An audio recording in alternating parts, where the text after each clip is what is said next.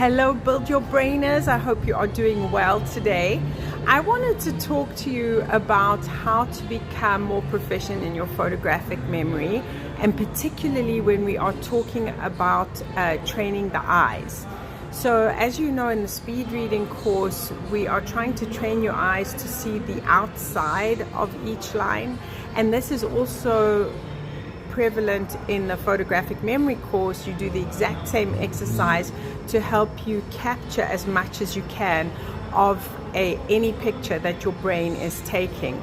Now, the importance of that is that we have to then train the actual eyes for exercising it that way, because in our society we're totally focused in on a point instead of using our peripheral vision.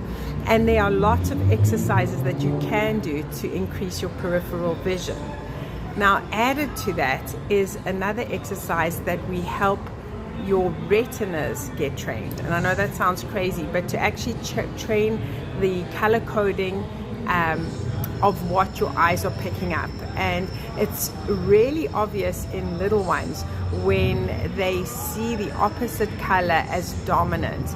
That's when you know that you aren't training them. Like, so for example, in my household, I love red. So you know that not only is there red being strengthened, but so is the green. You just literally go to the color wheel and you look at opposites. So in my house, the deficit would probably be a beige. If you looked at that on the color wheel, the opposite of that would be a very faint purple or violet. And so I would know for sure that in my household, we are low on those two colors, and that would be the color that we would train. So that is something to take into account if you're trying to spark the proficiency of the colors that your eyes can pick up. So really, being colorblind is not a deficit, and it is definitely something that you can work on. Have a great day. Bye.